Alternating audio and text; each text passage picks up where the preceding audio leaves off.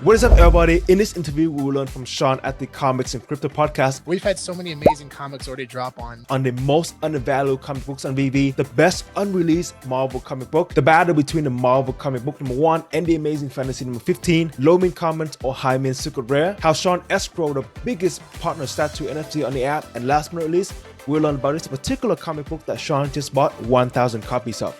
Let's get to it. I want to tell you and everybody a very quick story. I have been a fan of you for a long time, especially since September 15, 2021. And there's a reason why it is a very specific date, because that's when you guys published episode 2 of your podcast, titled Episode 2, Why VEVE Would Dominate the Digital Collectibles Market. It was not your second episode. It was your 4th episode. It was just titled Episode 2. I don't know what's wrong with you guys, but got the numbers messed up there. And so I was going for a run as I was listening to that podcast. And I do remember exactly where I was at that exact moment, because I got so fired up when I listened to it. Even though I joined VEVE in February 2021, I didn't care too much about it until I listened to that episode. So after I listened to it, I decided to make content and started contributing to the community as a way for me to force myself to do research and to learn and to make friends and to learn from people like you guys. I listened to that podcast in mid-September, which is when it came out, and I published my first video a month later in October. So Sean, thank you for inspiring so many people to get into comics, and especially me to get into making VEVE content. Wow, that's probably one of the greatest compliments I've ever gotten. Will, thank you so much, man. That's amazing. What a great story. Yeah. I'm so happy that we've been able to help, your especially your build your content. You do really nice interviews, man. I've seen some of your stuff and it's awesome. It's really awesome. And yeah, and that really means a lot to us. And that's what fires us and wants us to keep going, and thank you so much for that. I have some questions from the community, so I'm going to go through them first. So Great. My first question is Marvel comic book number 1 and the Amazing Fantasy number 15, which is the first appearance of Spider-Man, which will take the throne of Marvel Comics on VEVE and why? And to give you some context, let's just say that they have the same mint numbers for all rarities. Nice. That was the first thing I was going to say. It depends on total editions, but you already cleared that up. Yeah, that's a, man, that is a really tough question. It's a really tough question because, for Marvel Comics 1, when that originally dropped, I thought to myself, that's an interesting choice because Marvel Comics 1, it technically is the first Marvel comic to drop back in 1939. However, it was under Timely Comics. That was the umbrella, the company at the time. And they eventually became Marvel Comics in 1961 with the first issue of Fantastic Four #1. That was the first comic to actually drop under Marvel Comics 1. So when they dropped Marvel Comics #1 and as the first NFT, I thought that was an interesting choice. It makes sense because it's historically that's accurate, but it's not a tremendously popular comic. I mean, it literally doesn't exist. There's only 64 physical copies on the CGC census, and it's safe to say there's probably less than 100 copies in existence today, which is just absolutely insane. But what I soon started to realize after more comics started coming out, that comic is now incredibly popular because it's the first first comic to drop under Marvel, right? So it's created tremendous pop culture value for that reason. So now, which was only really known as a historical comic, is now a comic that's incredibly, it's solidified itself in pop culture history. And Spider-Man, I mean, he's the most popular character in the world right now. No question. It's not even close. And man, if I had to choose between the two, that's tough. I'm going to say I'm probably going to edge out Marvel Comics 1 because it's the first ever Marvel NFT. It literally does not exist in the physical space. It doesn't exist. So the only way you can really get it is in digital format. The one thing I will say about Spider-Man is the demand. And this is where supply and demand is interesting, right? Because the scarcity factor goes to Marvel Comics 1 in the physical format. It's not necessarily a very scarce comic in physical format. I think there's around 3,000 to 4,000 copies on the CGC census. I need to double check my numbers on that. But the demand is so high. People want it. People want it bad, and people don't really sell it because they want to hold on to it. So there was a 9.6 sale that happened about 6 to 12 months ago, and that sold for $3.6 million. And even then, I still believe that's incredibly undervalued. Incredibly undervalued. I'm very excited to see another sale in the next 6 to 12 months if that happens. But yeah, you only see a couple sales maybe or sale maybe every like 5 years or so for 9.6, which is AF15's highest grade. There's no 9.8s in existence. So, okay. But yeah, I'm probably going to give the edge to Marvel Comics 1, but it's very close, guys. And again, they're both going to win. Like, there's no question. You can't go wrong either way. But I'll probably give the edge to Marvel Comics 1 for that reason. So now, San Diego Comic-Con is only 2-3 weeks away. VEVE has MTL built in. They have that foundation where they can be confident in doing marketing, bring more people in, especially Comic-Cons, right? That's huge for the app. And then since we have Spider-Man Day in August, do you think that there'll be a chance that they would drop AF15? Yeah, I mean, I felt that for a while that they're going to hold off on some big drops because they want to make sure MTL is intact, right? That people have the option to cash out. That's very important. I mean, I personally know a lot of collectors that aren't interested in getting involved because you can't cash out, and I get it. I mean, I understand that. For me personally, I still, it doesn't bother me because I'm a long-term holder. I hold, and also, I mean, I believe in the company. I believe in VEVE 100%, but I also believe in their partners, Disney, Marvel, DC. You can't ignore these brands, and I trust those brands. So, we'll drop. It's very, very possible. It's just a matter of when, not if. I mean, we actually had a chance to interview David Yu recently, and he said that that's the comic he's most excited to drop on VEVE. And I know recently he actually mentioned that it's going to drop eventually. But I think it's very, very possible we'll see it possibly at Comic-Con or Spider-Man Day. It's very possible, but TBD. Yeah. Do you think that it will have that same effect on the market like Vader did? Because I don't know anything about comics. I don't know how that, so it would definitely bring more people into VEVE, especially from the physical comic space. Do you think people will be willing to spend that much money, not for a physical comic, but for an NFT? Absolutely. Yeah. It's a comic that's going to bring a tremendous, I believe personally that we're going to see a lot more users come into the space because of AF15. I mean, I know physical comic collectors that hate NFTs, and even they're like, "Oh, I'm gonna come in when that comes in. I'll buy a couple copies." Yeah, and they hate NFTs, right? Like they don't believe in it. They call them beanie babies, which is the most cringe comment anyone could ever make about NFTs. But we won't get into that. But yeah, AF15 will very likely bring in a lot of new users, and we'll probably see a gem squeeze across the market. Yeah, I believe so. Based on the history of big drops, it's very, very possible we'll see that happen. And very likely. Yeah, many people in the community make the comparison between secret rare, which represents scarcity, and common, which represent popularity. So the two questions that I have here are: should people go for a low mint common or a random mint secret rare? And also later on, when we have comics in showroom, common comics will look better than secret rares in showroom purely because they are recognizable instantly, right? Should that affect the prices as well? That's really hard to say because that's up for the community to decide, right? And the buyers, not me personally. But I will say that for me, I've always loved buying. I mean, I've always been focusing hard on low mint secret rares. That's what I've been since the very beginning. Yeah, I've been going hard after low mint secret rares. But I do believe in low mint commons 100%. And low mint, I mean, I believe in the low mint system in general. Low mint commons, low mint uncommons. As far as what will do better, again, I don't think it's a competition. There's enough space for both to win long term.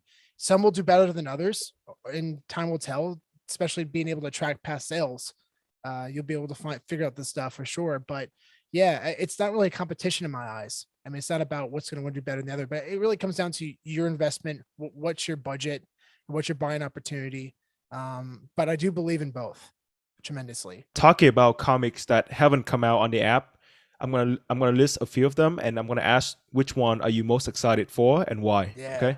So I got this list from a Twitter user named VV Quebec. So there's Journey into Mystery number 83, which is FA of Thor, Oh Captain yeah. America comics number 1, FA Captain America, Incredible Hulk number 1, FA Hulk Adventures 1, Creation of the Adventures, X-Men number 1, which is X-Men. I'm not gonna mention the Amazing Fantasy number 15 because that is Yeah. like an outlier, but for Yeah. those that I have mentioned, which one should people be excited about? It's so funny you mentioned that because I literally this entire list is on a recent video we've done with Elite Comics 11. Big shout out to Ali and the entire Elite Comics 11 team. So in the video we actually it's called the top 10 comics from the Silver Age that we're excited to drop on VeVe. And we pretty much covered all these comics. I mean, all the comics you mentioned are Grail comics. And by Grail, for our definition of a Grail comic, is a comic that's worth $500,000 or more in its highest grade. So all those comics check off the box. Like they're all Grails. But for me personally, the one I'm excited, to be honest, I'm excited about all those comics dropping 100%. I'm excited for all of them. And I've, been cautiously optimistic about Journey to Mystery 83 dropping this past week, but we'll see. We got Comic-Con coming up, so we could have some fun stuff, but I fully anticipate another Grail dropping soon. But the one comic out of that list, the one that I'm the most excited about is Captain America Comics number 1. That to me, it's oh man, there's less than 200 physical copies on the CGC census. Wow. It's the first, yeah, it's from 1941. 1941. And 1941. Yeah. Oh, because it's a golden age comic. I think Wonder Woman also came out around that same time, right? Mm-hmm. Yeah. Yeah, and it's been 1941. So you have the scarcity factor like on extreme. It's one of the most scarce grails next to Marvel Comics number 1.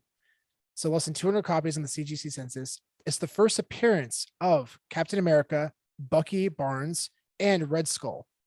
So you have 3 first appearances of very significant characters in the MCU.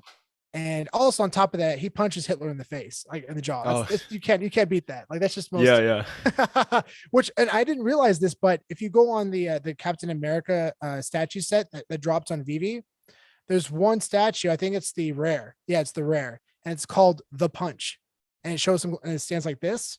Mm-hmm. That actually is a model modeled after Marvel Comics 1. He's in the exact same stance, and that's why they call it the Punch, because he's punching Hitler. So that's why the digital statue on VeVe is called the Punch, because that's what he's doing in the comic. So yeah, I'm that to me is like, man, I mean it checks off all the boxes. You have the scarcity factor, the popularity. It's just a cool cover. It's really one of the oldest comics, Grail comics, that I'm a huge fan of too. So yeah, I'm very, very excited about that one. I talked to quite a few people about that one. So I listened to one of your early podcasts, and you mentioned that you originally started collecting baseball cards, and your first comic was like a Rick and Morty comic, right? So you started from the physical comic space. When you venture into the NFT space and you see Marvel Comics NFTs dropping on VeVe, are you happy with the way that they implemented NFT comics? And if you were to work with David, what kind of changes would you make to better that experience, especially from the angle of a physical comic books collector? Yeah, no, it's very interesting you mentioned that, because I remember when they dropped the first comic, the Marvel Comics 1, and I started to process the total different variants right across one total edition number. So you had multiple variants with different edition numbers, and I was trying to process that. I'm like, wait, how do you determine the value though? And I'm like, oh my gosh, it makes total sense. The value lies in the variant and also the mint number. So you could potentially have low mint commons that are worth as much as high mint ultra rares. It's very possible. I mean, I've personally seen low mint commons, like very, very low mint commons, sell for much higher than secret rares across the board. Well, higher mint secret rares specifically. It's I've seen those sales happen. I've talked to people who've made those purchases, so it happens. And I saw that for what was it, Marvel Spotlight #5, the first appearance of Ghost Rider. So I Mhm. mean, I think it was like a super low mint common, sold for like around 3,000 gems at the time. Oh wow. And yeah, the secret rare comic was going for the floor was around 950, I believe. So there you go, right? That's one example. I'm sure there's a lot more that I'm unaware of. Unfortunately, until we have the history of sales, it's still speculative at this point. But I mean, I know at least one example where that happened. Yeah. So to answer your question, when I started to understand that, I'm like, okay, that makes total sense because you're creating value across the entire collection. And that's what makes it so special. And that's why I love it so much. It was a brilliant move by VEVE, and I'm very excited to see how the future of these mint numbers are going to play out because it's very significant. Because, like for comic books, for example, I mean, you had certain comic books and you wanted to you sell these comic books, but they're all the same, right? So how do you do that? You differentiate value by grades. And then you have these grades. And Mhm. really at the end of the day, you have a comic book and they're all the same. But the one thing that separates them is the mint number or the number on the end, right? So Yeah. it's very similar to NFTs. It's very similar. There's not really a big, in the grand scheme of things, it's not that big of a difference. I understand that physical comic books, it's about differentiating value, it's about degradation, but really what's really about is differentiating value. And that's what the mint numbers do for NFTs. Yeah, So, but is that enough? Because when I was looking at physical comics, the way that they value is based on obviously the grading, right? Like the 9.8 is more expensive than like a 6.0, something like that. Are you happy with that differentiation based on just the mint numbers yeah, that because Vivi has? right now the demand isn't there yet, right? So we're still Hmm. kind of discovering. We do know that the very, very low mints, like mint numbers in the top 1%, right? For example, like out of a 30,000 total collection of NFT comics, the sub 300s are in the top 1%. Those sell for an exceptional premium. But what about the 300 to 500 or 500 to 1,000?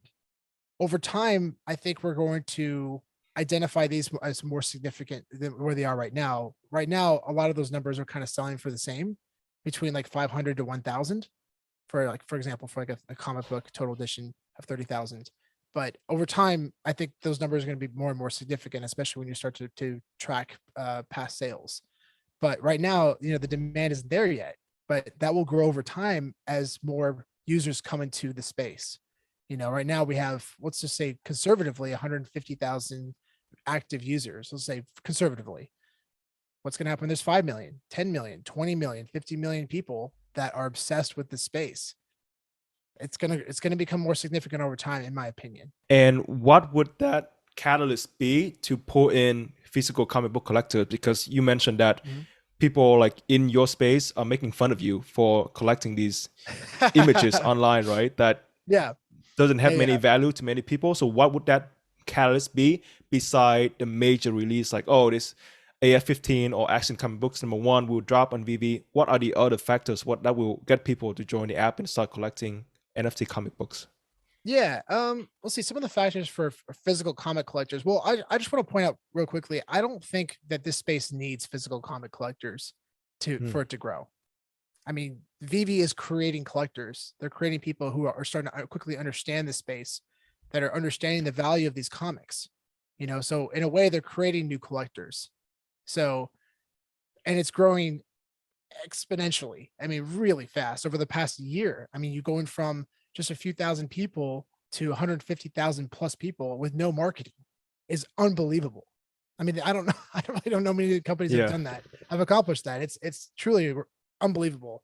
Um, but to get physical comic collectors, there are some people who I know that are really into it. Like I go to comic book shows quite often, and I'll go to different vendors and I'll talk about NFTs and I'll talk about VV comics. And surprisingly, I'm getting a pretty positive response. There's a lot of people who start to understand it and appreciate it. The biggest thing that I try to help them understand is that it's not a threat.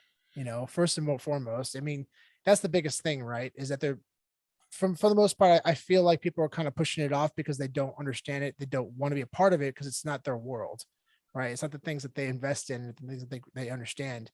And also it could potentially be a threat to their business. But at the end of the day, what I've come to learn over the past year is that the people who are involved with VV are becoming collectors and they're going off and buying physical comic books.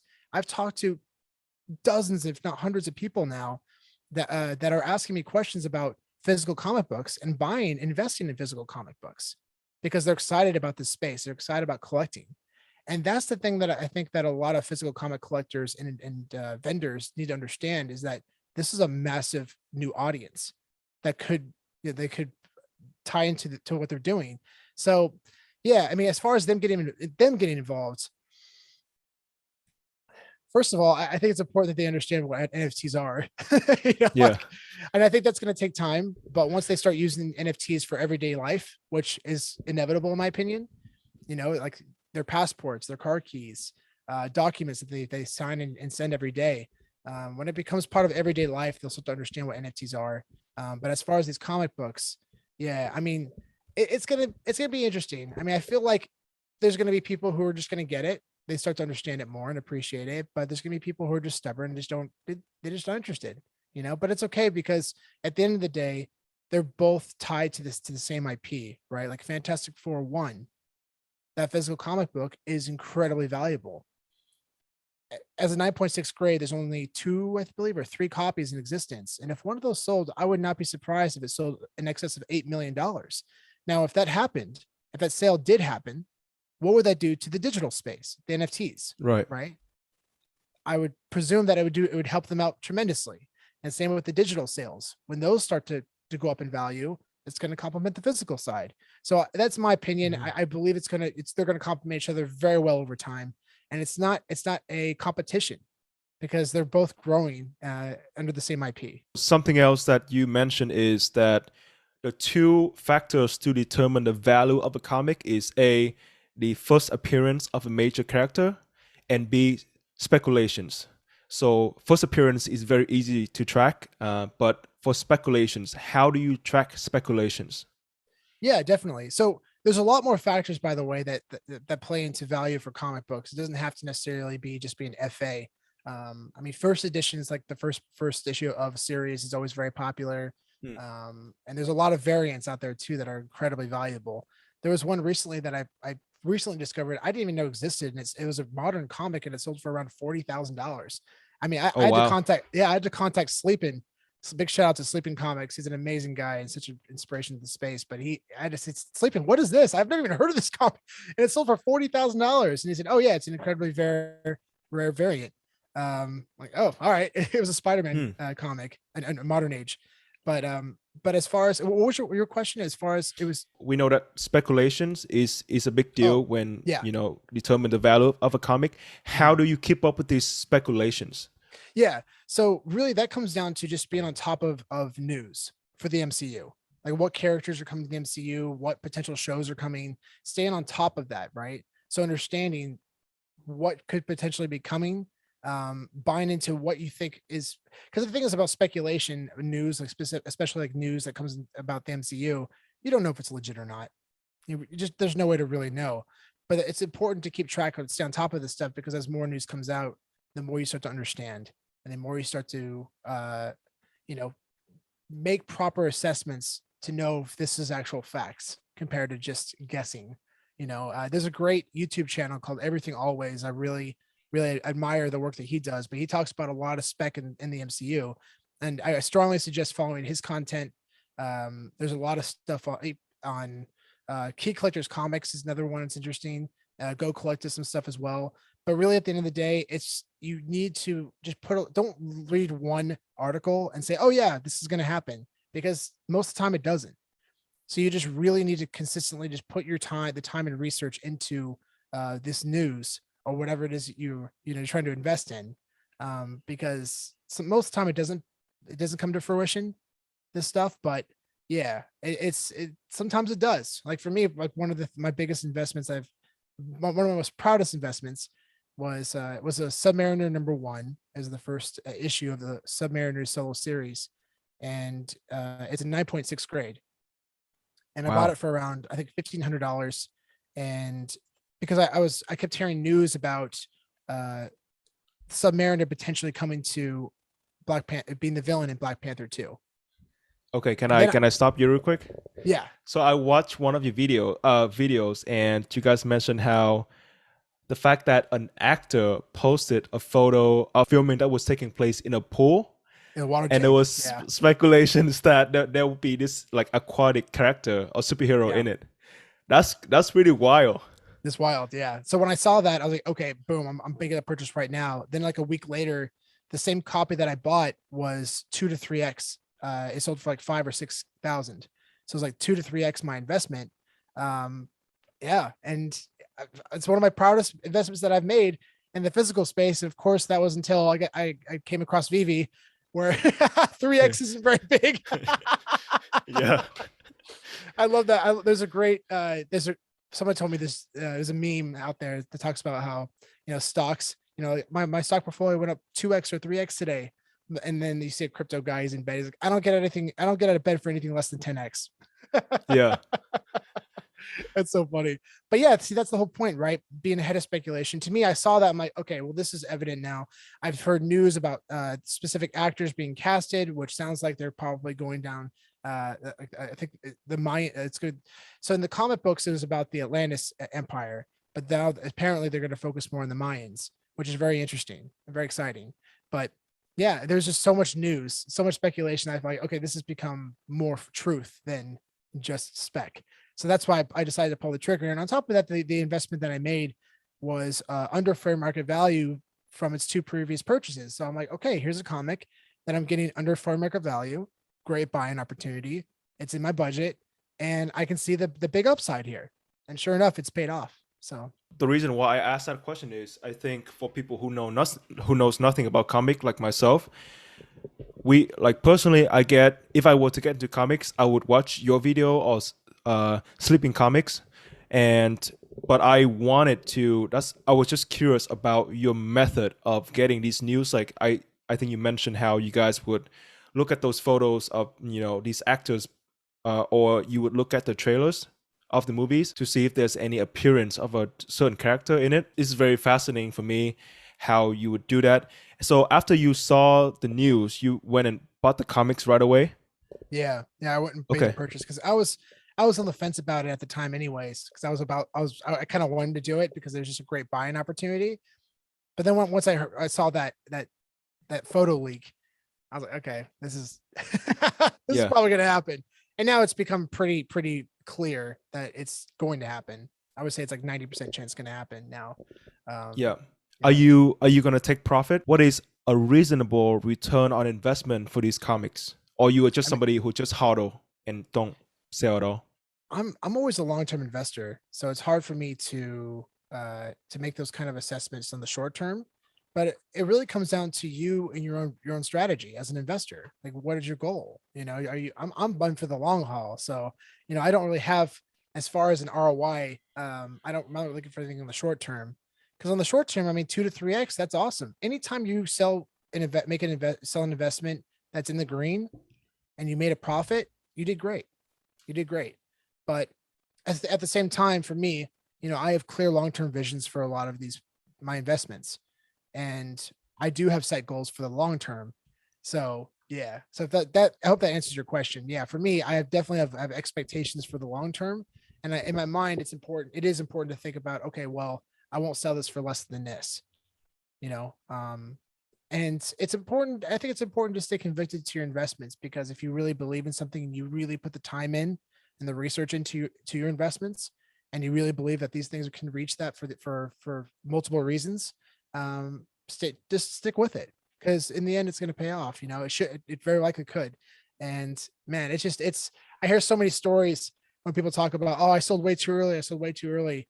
And that sucks. I don't, for me personally, I don't want to be part of those stories.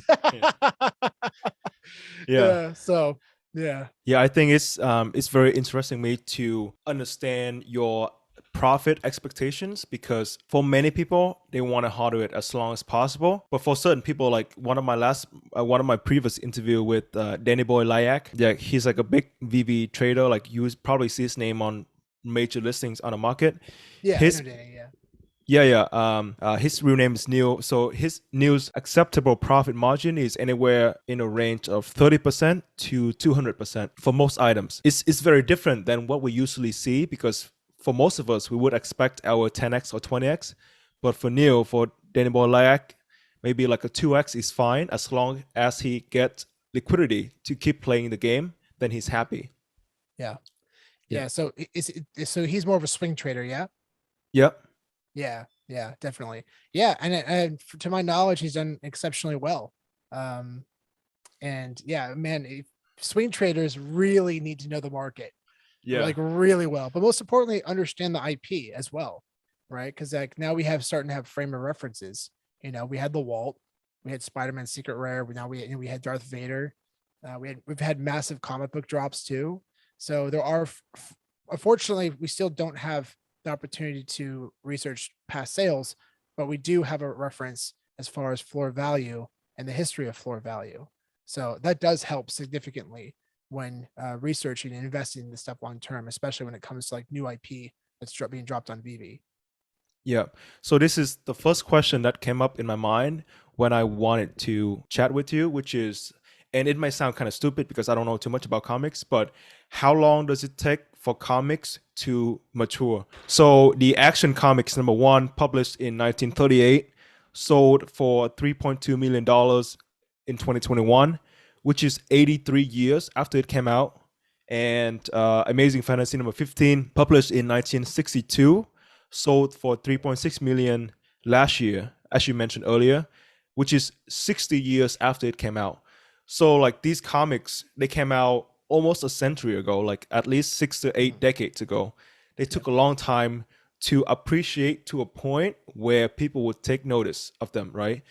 But and then VeVe have recently VeVe have these like new adventure heroes. So when people buy these comics that I think are promising, how long would you expect it to take to get to a level like for them to make a movie about them or something like that where people can take profit? Most importantly, you have to look at like, so the sale that you mentioned, it took 70 years to appreciate to that number. I would look at less about the 70 years, because if you look Mhm. at like 1938 to 2005, look at the sale prices for that for those 5 decades, and now look at 2005 to 2022. I'm sure you're going to see a significant difference. You know, you probably didn't see a ton of growth between that 70 years, but within the last 15 years, you're probably going to see a massive difference in price because the demand is there.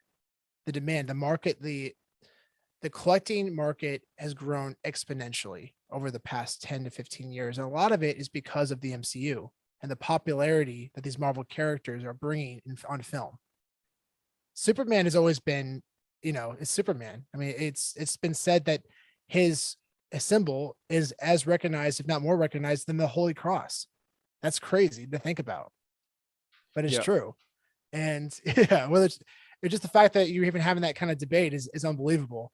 But yeah, but the MCU has brought tremendous value to these comics because the demand is there. People are falling in love with these characters. A lot of people, you know, who are buying, like for example, Amazing Fantasy 15, probably have never even read the book.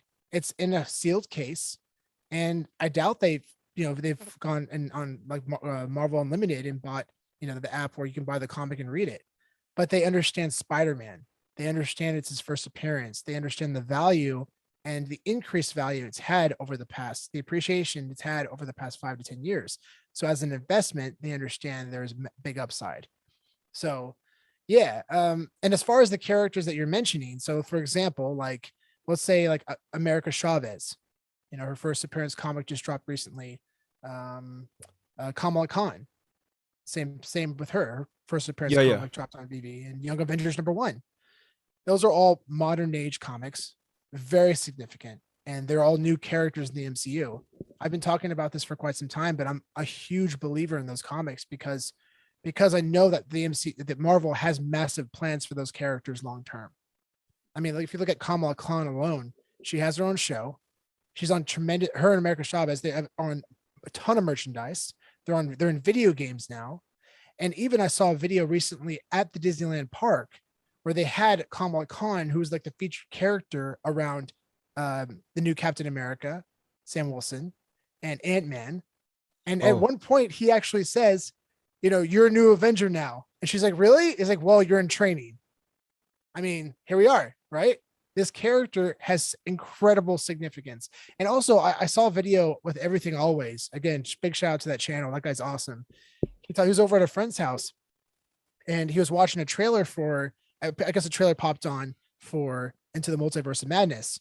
And this his friend's little girl, who was like 6 or 7 years old, ran over to the screen and said, "Is that America? Is that America?" She apparently is a huge America Chavez fan because she reads the series, and she's 7. Oh, So these are the future, right? Of the not only the future of the MCU, but it's the future of this next generation of fans.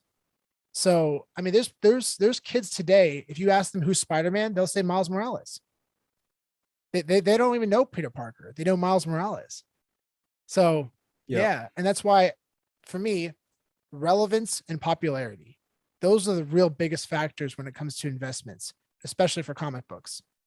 So staying relevant and continuing to grow in popularity typically always trumps scarcity, in my opinion, but scarcity always helps, right? If it's popular enough.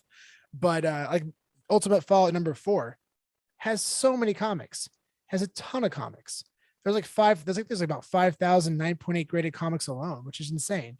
But the comic continues to grow in value. It's seen a recent dip recently, but that the whole market has. But I mean, I remember that comic was like $300 or $400 like 2 years ago, and now it's a $2,500 comic. that is very fascinating because we are both in VEVE OMI Discord group. Oh yeah, And big shout out to that Discord group, a great group of guys. yeah. And so they tag you all the time, especially when it comes to these recent Marvel comics. So then I will see people buying like 50, 60, at least sometimes even over 100 common editions of these comic books. But, you know, coming from the collectible side, because I know collectibles more than I know comics, I was just like questioning how long would it take for those comics to appreciate to a point where it's worth the money that they have invested, you know? Maybe that's like a too naive question, but maybe you can enlighten me a little bit. Can you give me an example? Like which comic are you talking about, referring to specifically? They were talking about the prospect of Young Avengers #1. Mm-hmm. And I saw people like stacking like 50, 60 of them of the common editions. Yeah, that's that one I'm incredibly hyped on. I mean, I own multiple physicals myself. And I'll dive into that a little bit later. I got a little bit of a collection on to the side of me right here if we want to talk about that later. Yeah. But yeah, Young Avengers #1 is a incredibly significant comic. It's referred to as the modern age giant size X-Men 1 because like giant size X-Men, which actually I also have. I'm very excited to see this drop on VEVE. Let's see that. There we go. Oh, I can see it. Yep. 6.5. So, yeah. So this comic is very significant because it's the first appearance of the new generation of X-Men. It's the first appearance of Storm and Nightcrawler and Colossus. It's the second appearance of Wolverine. Historically, this is a very, very significant comic, and it also involves very popular characters. So that's why Young Avengers #1 is so significant, because it highlights the new generation of the Avengers, and that's where the MCU is going. And that's why it makes total sense that this comic is going to grow in popularity over time, because these are the characters that are going to be in the MCU for the next 10 to 20 years. So it makes total sense. I see it now. And there's the connection, right? Yeah. So the evidence we see is all around us in the films that we watch. I mean, that's why Spider-Man is the most popular character in the world, is because his films are so incredibly well done, you know? So yeah. Okay.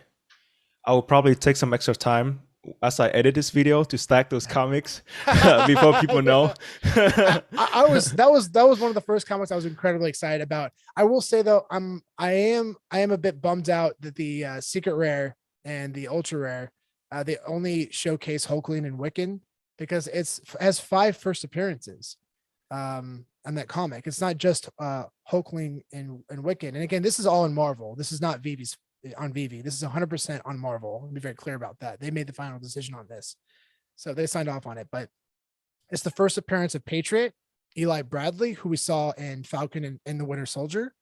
It also includes first appearance of Kate Bishop, who has her own show already on Disney Plus. Wiccan, Hulkling, and then who else? Who am I missing? Somebody else. And nope, this one doesn't have it in. Anyways, yeah. But you have 5 first appearances of very significant characters coming to the MCU. It's a huge deal. Okay. It's a huge deal, all in one comic. So, yeah. Wow. That's good to know. That's why I love talking to you guys, because when I looked at my YouTube data, I know that the majority of my audience would be male from 25 to 45, probably 50 as well. And then when I looked at other people's posts as well, like I think Chad, NFT Pirate, he also posts his audience on YouTube, and it's pretty similar. So it's always good to know what the younger generations are looking for, because in my last interview with VEVE Viral, his real name is Ivan. Ivan is a teacher. He's like a 4th grader teacher. And I asked him, so what are your students looking for? Like, what kind of characters are they requesting? And he gave me some names that I never recognized. And that is because I am 26. I am way past that age that would watch these new and younger new adventures coming up, right? So only those kids, only like knowing your perspective is very valuable, because in the future, these kids who are so familiar with buying skins on Fortnite and buying things digitally, they will come to the app, and those are the characters that they will look for. 100%. Yeah, absolutely. And it's so significant. And I'm very excited to see VEVE. I think it's very possible we could eventually see, and I know Sleeping Comics has brought this up, we could see like original comic books only available on VEVE. I don't know if we'll necessarily see characters like Iron Man and Hulk. I don't know if it'll be big IP, but I think it could be original characters, you know, something that's new and fresh that got its start only in the digital space. So physical collectors are, they want to buy it. The only opportunity they really have is to buy it on VEVE. So that could be interesting to see if that comes to fruition. Yeah. I haven't even thought about like brand new comic books coming out first on VEVE. So that is a very interesting perspective. I definitely can see that happen. That is a great way to bring in more people. Absolutely. Yeah. I think it's inevitable in my opinion. I'd be surprised if they don't eventually do it.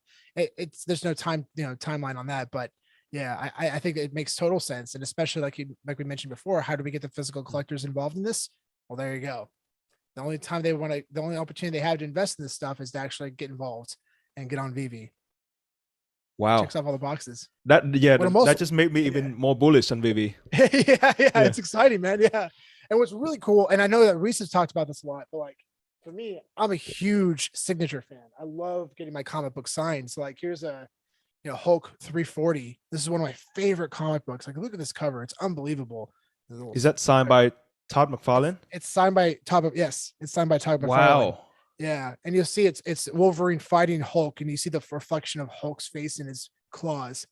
It's so cool. Yeah. I can see that. It's so cool. But yeah, I see in the very near future having the opportunity to get your comic book signed digitally. It's going to happen. I mean, Reese has talked about it multiple times. I don't know how big of a priority is for them right now, but like that is going to be a game changer. So talk about increasing value to your collection, being able to have your comic books and also your statues signed by your favorite artists. That's huge. That's massive. And the cool thing is too, you can send in your NFT. You could send it in. I want to get signed by Todd McFarlane. I just send it to him. He signs it, sends it back. Boom. Now I have a signed NFT by Todd McFarlane, and it's all done remote. Yeah. It's really cool actually. Back in LA Comic Con last December, I actually met Rob Liefeld, who is the creator of Deadpool. And really? Rob Liefeld, yeah. And I had Rob Liefeld sign our Secret Rare comic. Oh, I saw the Deadpool. Photo. Oh yeah, I saw the photo. Yeah. It was so cool. Yeah, and he was all about it. He was pumped. So he signed it himself. He's like, "This is the first time I've ever done this." Wow, that's amazing. Yeah. Unfortunately, I can't put it on the blockchain, right? So there's no way to verify that signature. But for me personally, as a fan, it just meant a lot. Like to have that and be the first time that ever happened. It was right there, and I'm happy I recorded the video, so people will believe me. That's awesome. Yeah. Wow. Yeah, I think David mentioned the idea of having those author or those artists signing on the VEVE comic books NFT. Yeah. In a video that you were in it too. I think it was one of your interviews. Let's just say that if you were to get started again now, and you have 1,000 gems, and you have to spend 500 gems on collectibles and 500 gems on comics, what would be the NFTs that you would spend those gems on? Let's start with comics first. Yeah, comics. I would be stacking Marvel Comics #1 commons, like no question, no question. I mean, you had an opportunity when that first dropped. I didn't appreciate the comic as much as I should have because my full focus was on Marvel Fantastic Four #1. That was my main focus. I will say that I got very lucky. I was very fortunate enough to be able to buy a mint number 883 secret rare Wow. for just about 2,000 gems at the time. Yeah, because I understood like Fantastic Four 1. I knew the significance. And what's amazing about Fantastic Four #1 is that they haven't even been introduced into the MCU yet. Like Marvel just acquired the rights to them because they were owned by Fox. Oh, really? Yeah, that's why they never made films with the Fantastic Four, because it was owned by Fox. So when Marvel or Disney purchased Fox, they took back the rights to the Fantastic Four. So yeah, so that's Oh, why okay. now they're finally making a movie with the Fantastic Four, and they are going to be incredibly significant characters in the MCU. And that's what's amazing about the Fantastic Four #1 comic, is that it already has insane value in the physical and digital format, but it's also a spec book. It's also a Mhm. spec book, and it has a ton of room to grow. A ton of room to grow. I am so excited for that comic.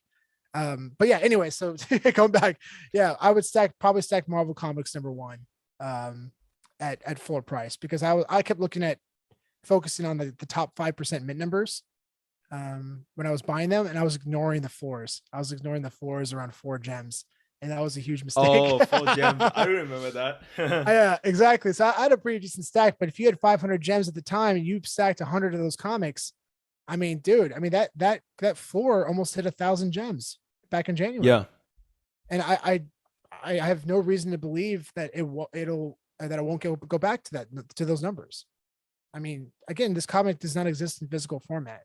I know multiple people who own almost 1,000 commons alone. It's Wow. it's got tremendous room to grow. But yeah, I mean, being able to buy it for 400, you could have turned that $400 into potentially $100,000 investment. That's insane to Yeah. think about. So this is how stupid I was. I remember when that comic first dropped on VV, I was actually driving from Northern California to the LA area.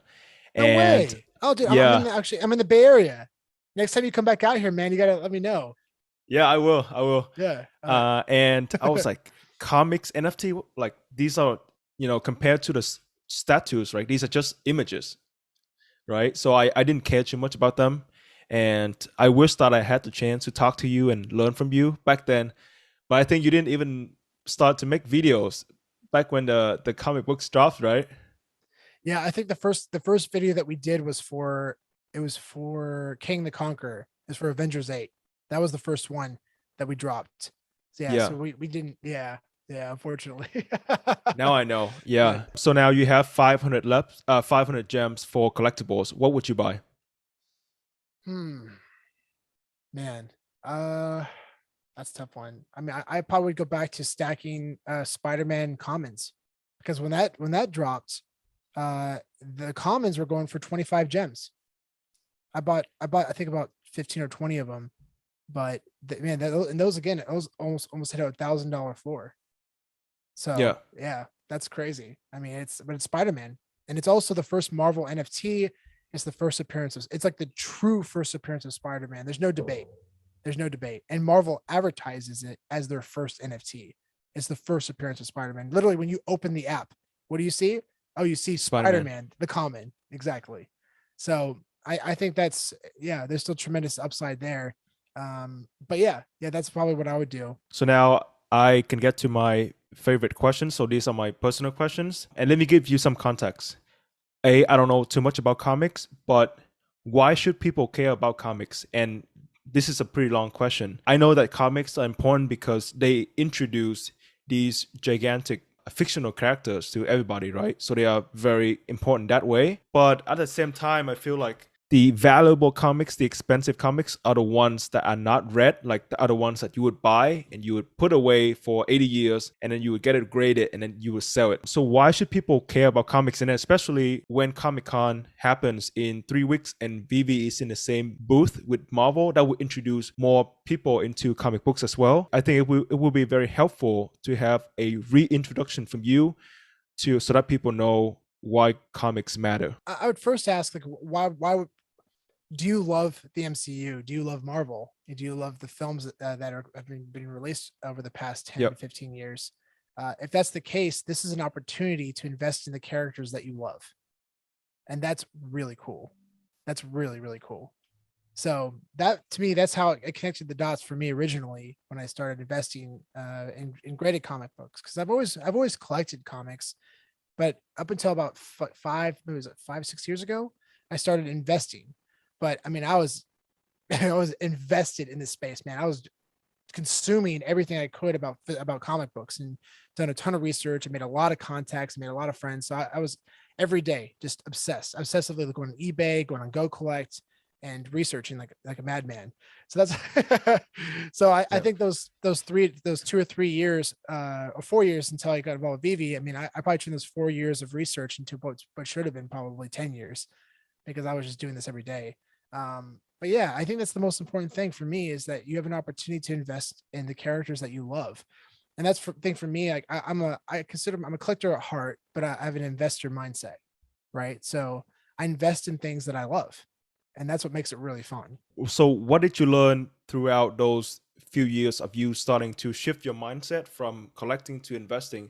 Were you surprised that people were willing to pay a lot of money for these comics? Or like what were some insights that you didn't even realize until you started investing in these comics? Well, I've always understood the idea of investing in collectibles and in your collection, right? So I mean, I grew up with baseball cards, and I understood value at the time, and I understood speculation at the time without even realizing it. You know, like I'm not sure if you'll get this reference, but Mark McGwire and Sammy Sosa were famous baseball players, and they're going after a home run record that year. So when that started to happen, I went and got their rookie cards, right? And Mm. then sure enough, towards the end of the season, they broke the record, and the rookie cards that I purchased at the time had 10 to 20x since the investment. But I understood the speculation behind what was happening. I understood that if these records do break, these cards are going to go through the roof, and that's exactly what happened. So even at the 10-year-old Sean understood back then, and that's what I think that for me, that's what these investing in comic books kind of brought back to life, right? My love for what I did as a kid, investing in these comic books. I mean, I would order these, they're called Beckett's, and they're magazines that would tell you the value of these cards, and I would just read frontwards and backwards every day. I mean, like these things were being torn apart because I was just consuming them nonstop every day. Um, and that's what the love for investing in collectibles came back to fruition. And also, I mean, I just love film. I'm a filmmaker. I've been a filmmaker for 10 years. And yeah, so being able to have an opportunity to invest in characters that I love was really awesome. But I've always loved reading comics. I've always been a huge fan. And Yeah. so it's just checked up all the boxes, you know? So of all the comics that were dropped on VEVE, which one has the best content? Personally, I've never read any comics that I own because I buy them purely for investment purposes. Now, after talking to you, I will have a different angle when I look at comics. But if I were to just try out comics and want a really good comic book to read on VEVE, which one should I go for in terms of like the plot and the content and the story? Yeah. I think you should check out Marvel Spotlight #5. That's a really good one. The story of Ghost Rider and how he became Ghost Rider. You know, the tragedy that he faced in his life and the sacrifices that he made to try to better humanity is really beautiful. Um, and it's a dark story. I mean, he basically makes a deal with the devil. It's pretty Yeah. wild. And I'm excited to see that character come to the MCU because that's also inevitable and also very safe investment with big upside because of the speculation behind it. Um, but yeah, another one. I mean, let's see here. Thor 337 is great. The story of Beta Ray Bill. Thor Really, 337. Okay. that's a really cool story about how, you know, you have this guy who's true. It's a true story of an underdog, you know, and he Thor, who's very kind of I would say arrogant and cocky, comes across another person who's worthy of Mjolnir, you know, and picking up Thor's hammer. Yeah. It's really it's a really beautiful story. I'm a huge fan of the underdog, so that's a really cool story for sure. Oh, I'm a huge fan of Donny Cates, huge fan of Donny Cates. So the Which one is first that? apparent that's Thanos 13. Thanos So 13. Okay. yeah, Donny, it's the first appearance of Cosmic Ghost Rider, and that's a wild story too. It's a wild story.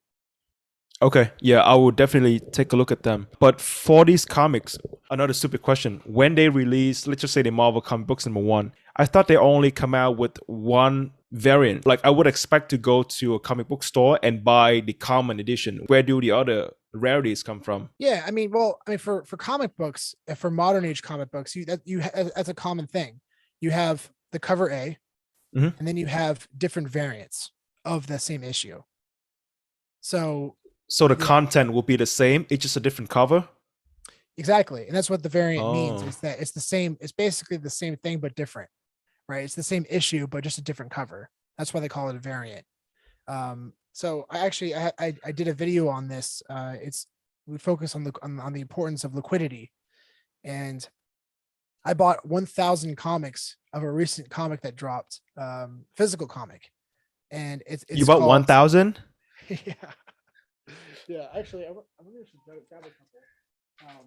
Anyways, so it's based on a series called "Something Is Killing the Children," and it's one of my favorite writers. His name is James Tynion, and I am just like I'm beyond a fan. Yeah, it's a lot. I'm in love with this dude. He's an incredible artist, an amazing writer, and he created a series called "Something Is Killing the Children," and it's actually going to become a show on Netflix in the next year or two. And this comic is incredibly popular, this series. And they created a spin-off series called House of Slaughter. And I knew that first issue was dropping. So I purchased 1,000 copies at my local bookstore of this comic. So I have 1,000 copies of the cover A. And the beautiful thing about that is if I buy 1,000 copies of the cover A, then I get all of the variants for free. Now, the way that the variants are distributed, you have a 20-to-1 variant. So for every 20 copies of the cover A, one issue is created of that variant, right? Then you have a 50-to-1 variant, a 100-to-1 variant, a 200-to-1 variant, and then a 500-to-1 variant. So for every 500 copies of the cover A, you get one copy of the variant. And then you have the 1,000-to-1 variant, which means you have to have 1,000 copies of the cover A, you get one copy of this variant. So it was a very high printing issue, unfortunately. Yeah. I didn't know because the demand was there, man. People were stacking this comic. And so it's gonna take some time to see an ROI on this. But I'm okay with that because I just am a huge fan and I'm totally fine. But anyways, with it. But there's only about 400 copies of this cover A of this 1,000-to-1 variant. And that was my goal, to get that variant. And I got it for free because I bought 1,000 copies of the cover A. So I knew it was a great buying opportunity because I got all the variants for free that I could basically sell, and I can basically recoup all the funds I spent on the cover A's and have all those for free. Sorry, so let's backtrack. I'm still a little bit confused about the variant and the cover. So let's just say Let me grab that some Marvel. examples. Can I grab you some Okay. examples? Okay. Yes. Okay. So here's an example. So here's the cover A issue, right? So this is called the House of Slaughter. Yep. And this is the cover A issue. So here's one of the variants that were printed. So you have 50 of these. For every 50 of these in the total print that were printed, one of these were made. Okay. And this is called the 50-to-1 variant. So if you buy a box of 50, there's going to be one of the other, like the one on your right. And that's how they determine how many to print, because based on the pre-orders, they know. So there's 500 or 300,000 copies of this, then they know how many of this to print, because this is a 50-to-1 issue. So that's a 50-to-1 issue, for example, and this is the 500-to-1. So for every 500 copies of this, they print one of these. There you go. Yeah. And when they sell it to the comic book stores, do they like do those rarer variants show up randomly? Like they would put in everything in a box. If you're lucky, you get maybe 3 rare No, covers. Or no? they don't do blind boxes like that. What they'll do is they'll sell it at the store dollar for dollar. So they'll sell this for $50. They'll sell Oh, okay. they'll sell this for $500. And they'll sell this. This is the 1,000-to-1 variant. They'll sell this for $1,000 at the store. Gotcha. And that's why I bought 1,000 copies of this, because I got all of these for free. Wait, hold on. So you buy, let's just call the $1 one. That is the common variant. So you buy 1,000 exactly. common variant Mhm. for $1,000. Let's just say. No. So they're about what's $3.99 issue. So it's about $4,000. So for 4,000. You 1,000 of spend these. $4,000 on that, and then how does that get you the other one? Because they come with it. They come with Oh, it for free. Yeah. So from the manufacturing company, they give these to you since you bought that many. So when the stores buy them, they get these variants for free and they just sell them. Yeah, based on pre-order. Wow. So yeah. So I knew like in long term I could just sell these if I wanted, and I just basically get all these for free. But I really want to meet James Tinian and I want him to sign these. So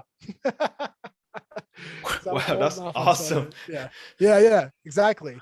So and that's when I recognized the upside, right? Because it's a safe, and the IP is huge, massive IP, and great buying opportunity, knowing that I'm going to get those variants for free. So I'm getting the best value for my buy-in opportunity. Yeah, it's exciting. And this is from independent comic book publisher. Well, it's from Boom. So Boom Studios is massive. And they Okay. actually just signed a huge contract with Netflix. So Netflix is now going to produce all of Boom's content. It's a huge deal, including one comic called Berserker. And Berserker is a comic book created by Keanu Reeves. Okay. And they're going to turn that into a film on Netflix and also an anime. Wow. Yeah, it's a huge deal. So that's why it's exciting, right? Because it's not just about Marvel. It's also about there's other opportunities too. Like these are going to be turned into a show. So I knew that the popularity of these characters, and I'm definitely investing, hoping the show turns out well. Yeah. It's a bit more speculative, but that being said, I'm still excited about the future because this series is so good. Even aside from the show, it's still very, very good. When you want to get those graded, do you have to pay money for them to be Yeah, graded? And correct. how much do they cost? It depends on the value of the book itself. So for example, with CGC, they have different tiers. So the cheaper the book, the less the cheaper the book, the less expensive it'll be. But the more expensive the book, the more expensive it's going to be to get it graded. So what you would do is you put them put one comic, let's just say the 1,000-to-1 variant. You if you want to get that graded, you put it in a Ziploc bag and just go to the post office and send it over to CGC.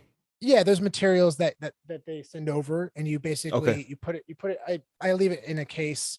I tape it up, make sure it's 100% safe, and then I'll send it out. Yeah. And how much would it cost for that book to be graded? How much would you have to pay? I think probably about 100 to probably around $150 total Okay. to have it. So that's the thing, right? You have to make sure that if you get it graded, it's worth the investment. That's the important thing, right? So that's why some comics. This is a big reason why, on Go Collect, for example, you'll see a lot of modern age comics. They don't especially on VEVE. You'll see it on the CGC census. There's not a lot graded, but that's because the comic doesn't have a lot of physical value. So people aren't wasting their time getting it graded. That's the reason why it's so low. That's why it's hard for me. On my spreadsheet, I put to be determined by Go Collect, because right now you don't really know. It's hard to know how many are out there, because it's a modern age comic.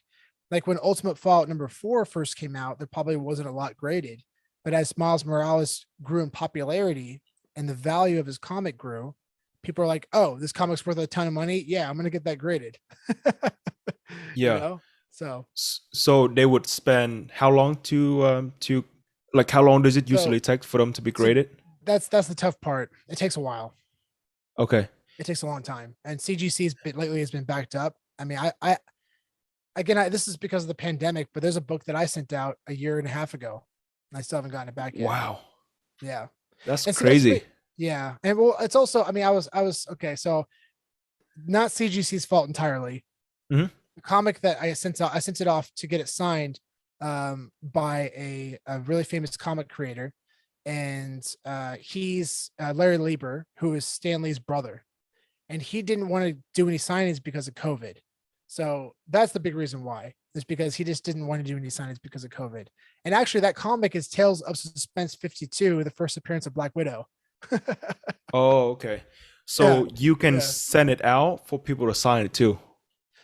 Yeah, definitely. Okay. Yeah. So CGC will host signatures signing events, but I'm kind of torn on it because the problem is you send it off, you don't know who's handling that book. Yeah. You know, it's like, Yeah. and also it costs a lot more than it would go into an actual comic book show. How much did it cost you to get that book signed?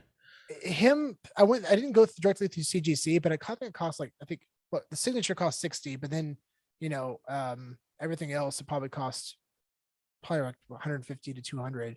It's like a $3,000 or $4,000 book now. Wow. And Yeah. sorry, Mike, like my questions might sound very naive and stupid. Don't Yeah. say that. This is great. I'm enjoying this. I'm loving Like this. I know nothing about it. Like Oh, this is exciting. I could talk about this all day, Will. I love this so much, man. Yeah. So and then CGC would grade it and then like send it back to you. Yeah, Or exactly. okay. Yeah. And Yeah, then you would grade have it. to, and then you would sit at home and hope that it gets a high grading. Yeah, I mean that's the thing, right? You just don't know. I mean we've sent off comic books where it's like a 9.8 and it'll come back as a 9.6. It sucks. That happened to Spencer recently. Do you have to pay for like insurance and stuff? Like what if exactly, they yeah, and that's a big deliver part it of to it you too. and it gets stolen? Yeah, exactly. That's a big part of it too, is insurance. So like the more valuable the comic, the more expensive the insurance. So Yeah. but I'll you know, if I was sending off a comic that was worth over 50 or 100 grand, I'd probably just end up flying out to Florida and just giving it to them in person. You know, I'm not trying to mail off that thing. There's no way. I'll just stay there and wait. Yeah, this is so cool because I've always been so curious about that whole process of comic grading. You know, it's interesting too. Like here's two examples. You have like CGC. So this is the Young Avengers #1, and this is actually the most valuable variant because see right there, the Wizard World variant. This was a comic book that was given out at the Wizard World event in Los Angeles. I think there was only like 500 to 1,000 copies that were given out at the time, and a lot of people just threw them away. They just threw them away. And this is the first appearance of all those characters that we see on VEVE. It's the same comic, but it's a rare variant. But this one is also signed by the artist. Okay. Oh, yeah. So it's a 9.8. What is that 0.2 that's missing about it? Well, I mean, for comic books, that's how their grading system works. You have like an 8 point or so. We'll start 8.0, 8.5, 9.0, and then from 9.0 to 10, it goes 9.0 to 9.2, 9.4, 9.6, 9.8, and then it goes 9.9 and 10.0. Very rarely you see 9.9 and 10.0s, even for modern age comics. I own a few 9.9s, but it's very rare. Very rare. Do they tell you what is something that's missing with it that is not 10? They recently actually they're going to start having a barcode on the side, and you can scan it and you can get the grading notes. So those are called grading notes, and you'll be able to see what the notes are from the grader. So yeah, they'll definitely tell you about that. Okay, so after they grade these comics, you can still open them, right? Yeah, you can reopen them. I mean, so like this. Let's see, which comic was it? This, for example, this one. So I love this comic so much because it's not just a really cool comic and a very popular comic, but it's also signed by 5 people. It's signed by Stan Lee right here. That's Stan Lee's signature. Let's see, Chris Claremont, Roy Thomas. These are all so Chris Claremont is a very famous writer for Marvel. Roy Thomas is also a famous writer, but also he was Stan Lee's said he was editor in chief after Stan Lee, and it's also signed by Herb Trimpe and Len Wein, who created Wolverine. And unfortunately, those guys have passed. So there's Len Wein right here, and then Herb Trimpe right here, and they passed away. And Stan Lee also passed away. So, I mean, this book is in a way is irreplaceable because of those signatures. Did you bring them to like a Comic-Con to have them sign? Yeah, so I bought it originally with Len Wein, Herb Trimpe, and Stan Lee, and then I sent it off to CBCS. I had it cracked, and then had it signed by Chris Claremont and Roy Thomas. So you can crack the case. You have to be very careful when you do it. I usually just have professionals do it. I'm not. I don't want to test it out on this book. But yeah, they crack it and then they'll have it signed and then sent off. When you send them over to get them signed, do you send them to the company or do you send it to a person who would line up and have them sign for you? Yeah, so I sent it to a company this time, but typically, okay. I typically do go to the shows in person when I can, so I can handle the books myself. And also, I like to meet the artist. I like to meet the artist, so it's fun. It's really cool. Wow, this is so cool. Like, I'll probably have to rewatch this interview multiple times because like my mind is you blown. Can hit me up. And by the way, you can just hit me up anytime, man. I'm down to, if you just want to just talk about this stuff. Yeah. So I have 2 more questions left if you don't mind. Please. Yeah, of course. So my next question is, so I love stories about VV whales, and I know that you have done big escrow deals for the VV community. I think the last time I remember that you did was like you escrow a deal for Donnie, I believe. Or like without disclosing too much details that are private, do you mind telling me some stories or some like fun facts that you have from doing those deals and talking to these whales? Yeah, I some of the biggest deals that I've helped out with are just trades, and yeah, I mean, I remember, at one point having like it was $100,000 worth of collectibles for another $100,000 worth of collectibles just sent to my at the time. that was crazy. That was crazy, man. Oh man, that must have been stressful. Yeah, it was a little bit, but like at the same time, I'm a professional. I know what I'm doing. So, but it was yeah. I really appreciated the level of trust that the two had to choose me and let me help make sure that transaction ended smoothly. I'm very excited for VEVE to enable the opportunity to trade within the app, because that is going to be a huge deal. Being able to search for mint numbers and also offer trades. I'm so excited for that. Like, there's just no reason to go off the app, but unfortunately your hands are tied when you don't have an option to do that. You have to figure out other ways to do it. But yeah, I'm very excited for that to happen on the VEVE app, man, because that's going to be a lot of fun, because there's already specific collectibles and mint numbers that I'm thinking about in my mind that I want badly, that I will go after first thing when that happens. So for the deals that you did escrow, can you tell me some collectibles that were a part of that deal that will blow people away? The one that really was really special, and I've talked about this publicly on our podcast, was the 1901 Walt. 1901 Walt. Yeah, so that's the year Walt Disney was born. Okay. So that was the mint number for 1901. It was for Walt, and yeah, so that was actually acquired by 2 friends of mine, Callie. We got big shots at Callie and Nate, and they contacted me and said, Sean, so this is on the day of the drop. And Callie said, hey, Sean, there's this guy out in New York who I, do transactions with. He got this on the drop and I want to buy it from him. And I'm like, oh shit, Callie, that's amazing. So I got on the phone and I was talking to this guy. And I will say I was very impressed right off the bat, because Callie told him that she thinks this could be $1 million NFT one day. Right. I mean, she was very honest, very, very honest. And in the video, actually, I show the screenshots of their conversation. And I was just very impressed at how honest she was about the transaction, because that's how I am. And I actually, I lose out on a lot of opportunities because of it. Yeah. But I'm like, it's not fair. I want to make sure they understand, because that makes me feel better at the end of the day. And I'm a big believer in karma. and I don't want anybody to sell something that when they don't understand the true value of what they're selling. So Callie, so she made an offer. They agreed to $20,000, and at the time, Walt was only about, I think it was around 1,500 gems. Yeah. But they did $20,000 in cash. Yeah. Wow. And I helped escrow it. That was really cool. It was really cool. Huh. That's amazing. So were you a part of the 007 ticket trade? No. I was Okay. never a part of those. But I've seen some big whales acquire those, including Dr. P. I know he's got one of those. Yeah. Yeah. Yeah. And then the one for Donnie, that's pretty big too, right?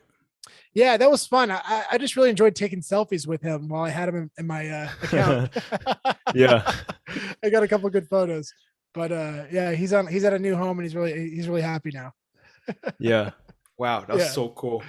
It was fun. So I talked to Three Whales, Dylan's collection. He has over 100 sets, and so he's in the Telegram Master Collector group. I talked to Danny Boylack and the Todd Father. So I always ask them. I talked to the Todd Father. He's a really great guy. Really cool guy. Yeah. So my last question is, what are the 3 advice that you would give to a brand new VV user? Yeah.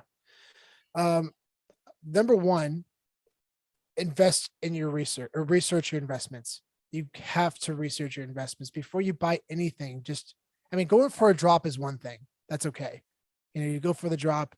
But even right now, you have to be careful about what you buy into, because if you're looking for a quick flip or an ROI, a lot of these collectibles are selling below floor prices right now. Mm-hmm.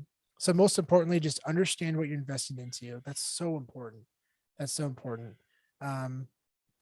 Also, take advice from people. It's always good to learn and grow by listening to YouTubers like myself. But again, circling back, do your own research. You need to discover your own voice as an investor. As a collector, you just buy what you love, but if you're looking for an ROI on anything that you're buying, you need to have a strong understanding of your investments and what you're buying into. And that means you have to have a voice. You have to have your own voice. You need to understand and game plan, make a game plan and understand, am I a long-term holder? Am I a short-term flipper? What are my goals here coming into this space? So, and sometimes you just learn as you go. And that's kind of the beautiful thing about it. Something else you could always do, and I just tweeted about this the other day, is one of the best things you could do right now, if you're new, is just sit back and watch these collectibles drop, watch the market, because you'll learn and understand, like, okay, wait, so this comic dropped for 3 gems, it's like way under retail. Why? Well, maybe it's because it's not as popular or as valuable. Maybe I'll check the physical format, for comic books. That's the beautiful thing about comic books. They're literally digital counterparts to their physicals. So the beautiful thing about comic books is that we have a frame of reference for value. That's the cool thing about these comic books. The statues are a bit more speculative because, it's really invested in the IP. And I'm very clear. I'm very high on these collectibles. But as far as value, they're a little bit more speculative because we don't really know the value because it's so new, right? But for comic books, we actually have something to reference, which is crazy. That's really awesome. So there's great opportunity there. So, we make these how to sell videos to hopefully to help people understand and continue to learn and grow. But at the end of the day, you've got to do your own research, because the more that you put into this space, the more you are wanting to learn, the more you're going to get out of it, and the better investor you'll become. That was Great 3 points. things tied into one. Yeah. That was really good. Thanks so much. Yeah. It's so important to me because, it's, people get upset about certain things people say, but at the end of the day, like, you're the one pushing that buy now button. Nobody else is doing that except for you. Yeah. Sean, thank you so much. You have no idea what it means to me to have you on this interview. I listened to your podcast 9 months ago, almost 10 months ago. And then that got me started making VV content, and now we're talking. And I honestly, usually when I have a guest on, I can do my research and come up with questions. within a few hours. But for you, it took me a few days. I kept thinking, like, I watched so many of your videos. I went through all of your tweets because I knew this is the topic that I knew nothing about. And yeah, and I wanted to contribute to the conversation as well. So I was so nervous because I knew nothing about it. So I really appreciate the work that you're doing. You guys are so consistent. Like every single comic drop, I will see a new podcast episode. So when I open up my Apple Podcast app, for some reason, your channel always show up first. So you guys are extremely consistent, providing very high quality information. And yeah, I just really want to say thank you for giving me this opportunity to learn from you and to have you on my channel. Well, that means so much to me, man. Thank you so much. It's Yeah. Again, seriously, one of the best comments I've ever gotten, man. And I'm again, you hit me up anytime. You don't want to just chat, we can just chat, and I'm happy to come on again if there's more things you want to talk about. But it was such a pleasure, man. It was so much fun today talking to you about these collectibles and this comics and where the space is going. There's still so much more to talk about. Yeah, I would love to have you on again, maybe Sure. next year or something, to learn from you again. And by then we'll probably have many other comics on the app. Oh, so yeah. definitely a different landscape. I would not be surprised if we start seeing probably up to 5 comic book drops a week. And it's very possible in the future. So there'll be a lot to talk about for sure. Yeah.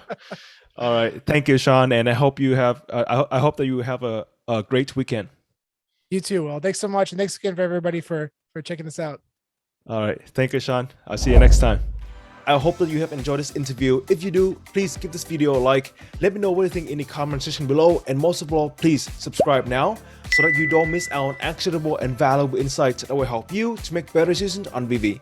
Thank you so much, you guys. I hope to see you again next time. Peace.